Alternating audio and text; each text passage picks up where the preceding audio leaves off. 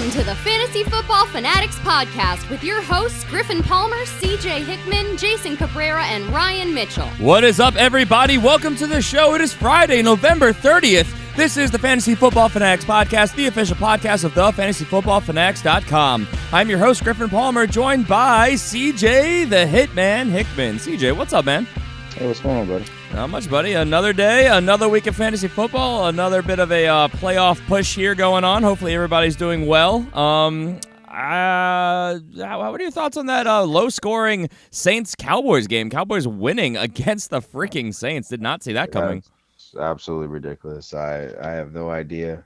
I mean, Saints. I mean, if you beat the crap out of my beloved Philadelphia Eagles, and yet you lay one of the worst goose eggs I've ever seen on a national stage. One of the worst ones of the season. Well, their worst performance of the season, and not only that, a lot of fantasy implications here. A lot of people, Drew Brees owners and Michael Thomas owners, Alvin Kamara owners. 10 points does not tricle down to many fantasy points. I mean, Kamara did good in PPR. If it was PPR, fair enough. Yeah, that's true.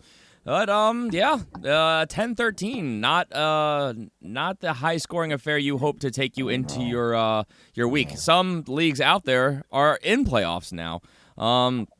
If you're in one of those double elimination leagues, your playoffs started right now. So, that's a bad start. Well, anywho, welcome to the show, everybody. Today, of course, is our starts and sits episode for week number 13. We're going to go through some of the top headlines, get to those starts and sit recommendations, and we'll get out of here. So with that, I guess let's get to it, and let's get right into our topic. We'll save the topic. We're going to get to our top headlines from around the league, and we'll start with some quarterback news where New York Jets quarterback Sam Darnold, I almost said Bradford, he remains limited at practice on Thursday. His status is still kind of up in the air for week 13. Have you heard anything, CJ?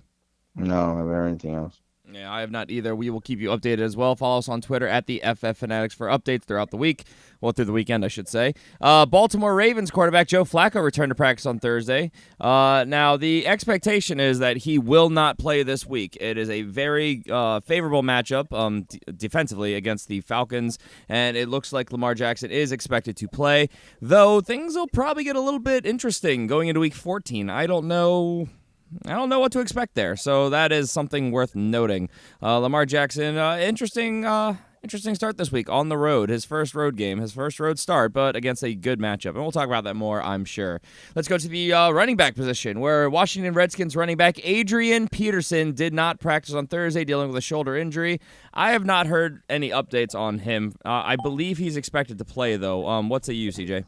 The only thing I've been hearing is that he's questionable. So, I guess we're going to see what happens. Yep, the elimination of the probable tag. It's so annoying. I think I'm expecting him to play. So just putting that out there. He should play. He definitely should. I have not heard any reason to believe that he wouldn't. I think just being careful with him, an older back.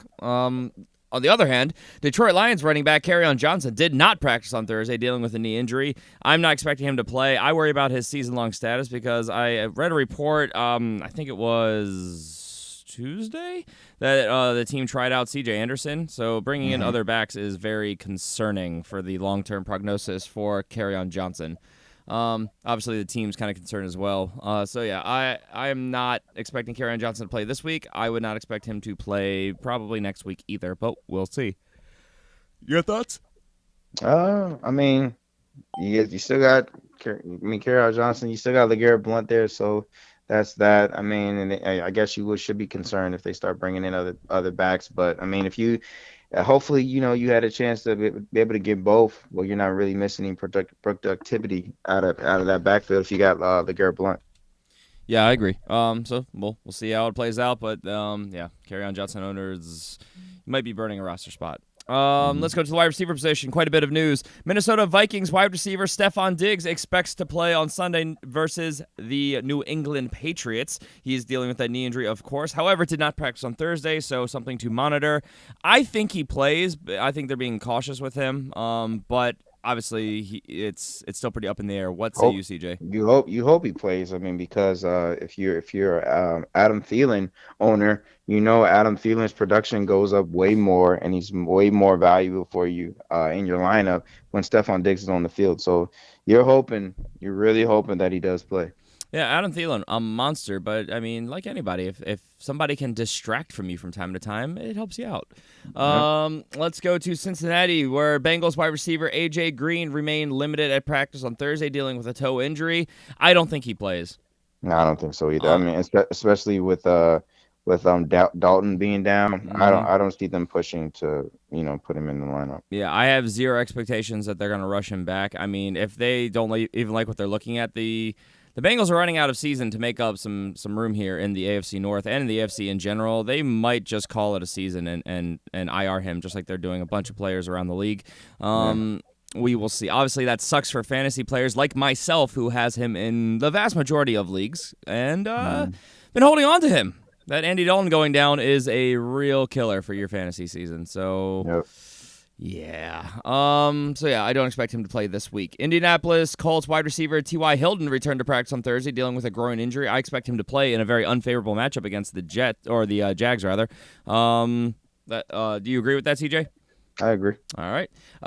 Tampa Bay Buccaneers wide receiver Deshaun Jackson practiced again on Thursday, dealing with a thumb injury. What do you think his status is? Deshaun, it's tricky because I think, will he be available to play? I believe so.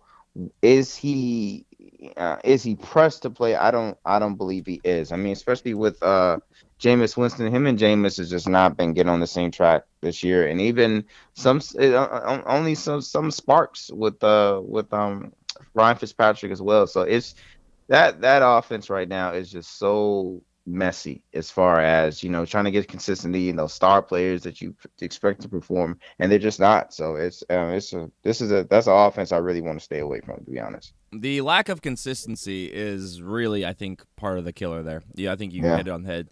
The fact that they are flip-flopping back and forth between quarterbacks, like some teams are actively doing now, too, around the league, I think it's a killer of any momentum that you build as a team. Yeah, So, I mean, any confidence a quarterback has, basically, gone. They basically know, like, okay, well, if I throw more than 3 interceptions, I'm not playing. Basically. Yep, I'm done this game and next week and maybe the one after that until the other guy messes up, and then maybe I'll get a chance again. Yeah, basically. You can't operate under that pressure. No, absolutely not. So, yeah. But anyway, Deshaun Jackson, he practiced again on Thursday, looking like he's going to probably play. Green Bay Packers wide receiver Randall Cobb expects to make his return this week, so that's good news there. That'll help hopefully will help open up the Packers passing game. We talked about that a lot on Tuesday's show. Did lose, he did not play in 6 of their last 8 games, so it'd be really nice for him to return. Aaron Rodgers owners probably would like that as well. New York Jets wide receiver Robbie Anderson returned to practice on Thursday. I believe he is expected to play. What say you, CJ? I believe he is put 2. Everything I've been reading. All right. And then other notable names. Let's go to the tight end position. Indianapolis Colts tight end Eric Ebron was a full participant at practice on Thursday. He is expected to play this week. So, yeah, that's the news. Those are all the top fantasy relevant names for injury updates. And I guess with that, let's get to why everybody's here. Short show. Our topic of the day are Week 13 starts and sits. And we'll do this position by position, starting with the starts, moving to the sits. And we'll start at the quarterback position, where I am absolutely starting Jared Goff. Jared Goff has been a monster this season. He's coming off of a monster game against the Chiefs. And now he's got the Lions, who are not a very good defense right now. The Lions are giving up the 1, 2, 3, 4, 5, 6, 7, 8, 9th, 10th most points to the quarterback position. So it is a very favorable matchup, a top elite matchup, as we usually will break these things down. And let's not forget that the Rams are just a monster offense. So the Lions, of course, are going to struggle. They lost yet another player. We talked about Kerryon Johnson being down, traded away Golden Tate, Marvin Jones, IR. They're going to struggle to move the ball. I think the Rams are just going to run up the score here. So that could be detrimental if they just start literally running. But I think Jared Goff is going to get quite a few easy touchdowns in this game and before they retire him. So I think he's a safe start this week. I would be looking to start him in a favorable matchup. Start Jared Goff. Your guy, CJ. My guy is Marcus Mariota going against the Jets. Look, Marcus Mariota is starting to be coming on these last couple of weeks, man. And I have his other favorite guy he likes to throw the ball to that I will be mentioning him later. But Marcus Mariota, I mean, listen, a mobile quarterback. He's been getting great, getting the ball to his receivers. I like the matchup. Hey, Marcus Mariota is my pick. There you go. All right, with that, let's move on to the running back position, and I am absolutely starting Aaron Jones, Green Bay Packers running back.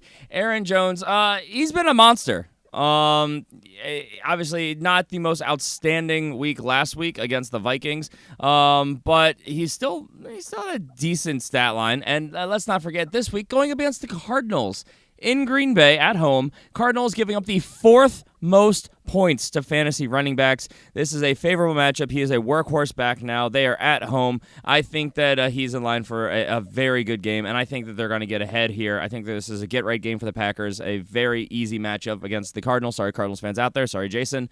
But and then they're going to probably just run the ball to kill clock, and that's going to be Aaron Jones most likely. So, yeah, I am absolutely starting Aaron Jones with confidence this week. A locked and loaded RB1 for me. CJ, your call. My guy is Josh Adams, a guy that I talked about earlier in the week in our waiver wire pickups.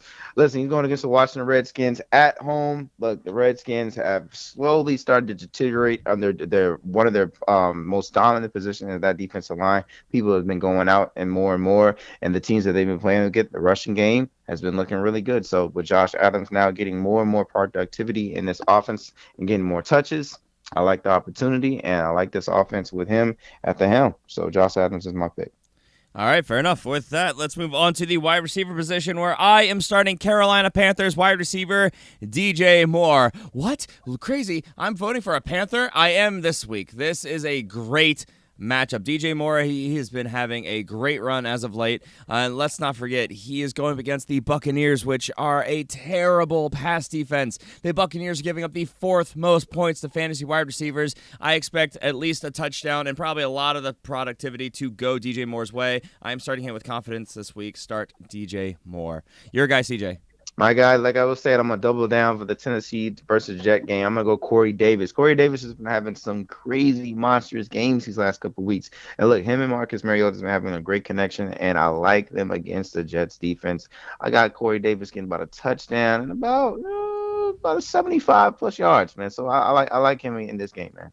Fair enough. All right, moving on to the tight end position. I am starting Cameron Brate. I've been saying how he is an auto start going forward. I know CJ said he wants to stay away from this offense. I kind of concur, but the Panthers are giving up the most points to fantasy tight ends. They are giving up an astonishing 17.5 points on average to the position. What? Cameron Brate is the tight end now because I almost blanked on his name. Howard is down. O.J. Howard is down. And so Cameron Brate is in. Jameis Winston and him have a long history. We've seen it since the two have been reunited, and this is an amazing matchup. I am starting Cameron Brate with confidence this week. CJ, your guy. My guy, and this is going to be good. I mean, Chris Herndon is who I'm picking, man. He's going against the Tennessee Titans. Listen, man, Josh McCown loves his tight ends, man. And look, Chris Herndon, he hasn't put up gaudy numbers, but with how bad this tight end position is, man, you get 7 points, 6-7 points. You're above. You're top 10. You're top 15. So listen, man. Chris Herndon. That's what he's been getting. He's been getting those numbers just enough. Guarded and he get a touchdown. That's all you need. Chris Herndon is my guy, man. All right, fair enough. That's interesting because I have that going the other way. You have him as a sit. That's what I'm saying. It's going to be interesting. Should I make my argument? No, I'm going to save my argument. All right, let's go back to let's start at our sits position. Wow, we don't do that often. That's interesting. We don't. All right. Again, if you're new to the show, welcome. We are not all yes men here. We don't always agree. We have varying opinions, and that's why this is fun. All right, but going to the sits and starting at the quarterback position, I'm going to the opposite side of the start of my previous game. I said start Jared Goff in the Rams at Lions game. I am sitting Matthew Stafford in the Rams at Lions game for all the reasons I previously stated. His offense is not moving the ball well. They have lost yet another piece that makes that offense work. I expect them to struggle against a Rams defense, which has so much talent on it. It's insane. And the fact that they're not a more elite total unit just blows my mind. But I just think he's going to struggle this week. They're going to be behind early. He's going to be forced to throw, probably make mistakes because he has only really one target to catch the ball in the offense right now. I am absolutely staying clear of Matthew Stafford. It is a definite boom-bust scenario, and I do not like those, especially at the quarterback position. CJ, your guy. My guy. It pains me to say this, no, just barely. But Eli Manning is my sit, man. He's going against the Bears, and the Bears defense is absolutely playing out of their mind. They're playing so dang good, man. And this Giants offense has been consistently struggling. As the weeks continue to go on, they show some spurts, but they just haven't yet to put a full game together and be consistent. So look, that's going to be my sit because that front four is nasty and they got great coverage in the backfield. So I'm telling you, man, sit Eli Manning. I am okay with that for sure. Let's go to the running back position where I am absolutely sitting Tevin Coleman. Guys, Tevin Coleman, it's bad. If I told you that Devonta Freeman was going to go down early in the season and that it was going to translate to him getting a bulk of carries on a Falcons offense, which has been very good the last couple of years, you'd be super excited about it. But here's the thing. He's been actually really bad this season. They're going against the Baltimore Ravens, and the Ravens are the second best unit against the run. They've only given up 2 touchdowns the entire season to the position. I am staying far and away from Tevin Coleman. If I own him this week, I am letting him ride my bench. CJ, your guy. Tevin Coleman, my guy is Lamar Miller, man. Look, he's going against the Browns this week. Browns defense is very stingy, man, going against the running backs, man. So look, I know Lamar Miller, they've been hot with this offense with Deshaun Watson and the passing game going on, and then he just sneaks behind, and he had a monstrous game this past Monday night. I know, I get it. But this is a tough matchup, right? And I'm just saying, stay clear away, man. Stay clear away.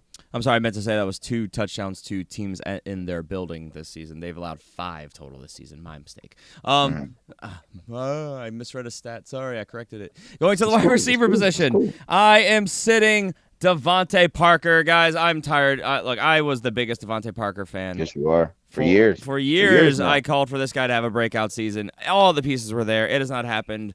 It's been basically the same situation this year, and he's going against the Buffalo Bills. Now, hold on. If we talked about that before the season, you'd be saying, wait, what? Start everybody. No. The Buffalo Bills are actually giving up the fewest points to fantasy wide receivers this season. Now, maybe that's because teams get up on them and they're running the ball. Who knows? But bottom line, it is a bad matchup. It's a divisional matchup. All these things are recipes that I want to stay clear from. But also a guy in Devontae Parker who has let me down time and time again. I am staying away from him this week. He will be riding my bench. If I have any way of helping it, do not play Devontae Parker. CJ, your guy. A guy that I'm going to sit is not by lack of production and not by lack of talent, just the situation at the end with his number one wide receiver not being there and not giving him letting him get that second unit cornerback and get that great production he's been doing weeks and weeks in the season. And now his quarterback is down. I'm talking about Tyler Boyd going against the Denver Broncos. Look, Denver Broncos, their defense has been very good, very stingy, and very hard to score against, and they've been very strict on wide receivers, except really, the second receiver been balling out because, of course, we saw Juju Smith-Schuster go off on him. But Tyler Boyd is now the number one wide receiver in this offense with A.J. Green being down. With that being said, his production has been dropping dramatically with A.J. Green being down. And now, especially with the quarterback position being switched, with Andy Dalton not being down, the backups in, I know you might be hurting. You can't risk it not putting them in, but if you can put anybody else in that position, I say you do that. Look, with the playoffs on the horizon, man, you need to maximize at every single spot you're at. So I'm telling you to sit Tyler Boyd. Fair enough. And with that, let's go to the tight end position where we'll have a little bit of a debate here. Well, maybe not debate. I'm just going to make my point. I am saying sit Chris Herndon. Now, I know he's been solid the last couple of weeks, but guys, here's the reality. He is going to be playing against the Tennessee Titans. They're playing in Tennessee, which is also not good. And they're going against a Titans defense that has allowed the fewest yards to the position. They've allowed only 390 yards to the tight ends the entire season, and they have not given up a single touchdown to a tight end in 2018. This is a recipe for disaster, and those are hard stats. We have a large enough sample size to look at and be able to say that's a bad idea. So I am absolutely staying clear of Chris Herndon this week. It is just it is playing with fire to do otherwise. Do you feel? I actually feel differently, CJ. But do you have anything you want to add before you? Well, I'm just saying, you look at the stats, man. He's been their most receptions the last couple of weeks, most yardage. I mean, McCown's been giving him the ball now. Yes, I get it. I understand the matchup. It looks tough. And the numbers, those numbers, they could scare me away. But the math is not in your favor. Yeah, but the numbers are not in your favor. But if you need a tight end, we know how desperate this position is. And if you're a Jimmy Grant owner, like I'm about to get into, or if you're a Rob Gronkowski owner right now, you need somebody to be able to plug and play and put in there. And Chris Herndon, I mean, he's getting an opportunity. So I don't deny the opportunity argument. I mean, the floor could be decent, but I mean, those are staggering numbers for going into week 13 for a defense against tight ends. It is scary to me. But yeah, we'll move on. Your sit of the week. Take us home, CJ. My sit of the week, just like the guy that I mentioned, Jimmy Graham. Listen, I understand. Everybody wanted to see this happen, and Jimmy Graham to go back to what he was back when he was with New Orleans with Drew Brees, and everything and the roads were perfect. But then for week 1 started, and we have yet to see the numbers. We've yet to see the consistency. And guys, look, it's now going down to the end of the season, and it's time for us to let it go. It's just let it go. It's just not going to happen. It's just not going to happen this year. It might not happen ever. So listen, let's just go ahead and just embrace it. Your New Year's coming up. We need to embrace the change and say, look, we are sitting and not playing Jimmy Graham no more. So I say let's start this week against the Cardinals. Yeah, I mean, obviously you can't argue that. It's been a brutal season for him, stats-wise, especially. He's playing injured. I hope we see it next year, but because we talked about this on Tuesday's show, Green Bay has been struggling this year in ways that we do not expect and have not seen. So I don't know. Maybe it's not Jimmy Graham. Maybe it's that whole offense, and maybe we'll see next year a different story if he plays again. But yeah, I agree. This week and probably season long. I mean, it's a decent matchup against the Cardinals. Not a great one, but yeah, it's scary. I'll second that. If I have a better option, I'll be looking elsewhere than Jimmy Graham. I mean, the man would just played his former team and still couldn't get any love. Still could. Crazy. That's fair. Yep. Crazy. And with that, that'll do it for us today. Please make sure you guys tune in on Tuesday when we'll be back talking about our studs and duds from week number 13. Of course, bringing you all of your top waiver wire targets for week number 14 as we continue into our playoff push. And week 14, more of you into the playoffs, but obviously then we get into week 15, week 16, the standard playoff weeks. So guys, now is the time to do your due diligence. Get in there, get your ad drops, get your roster set, get everything ready because you got to win.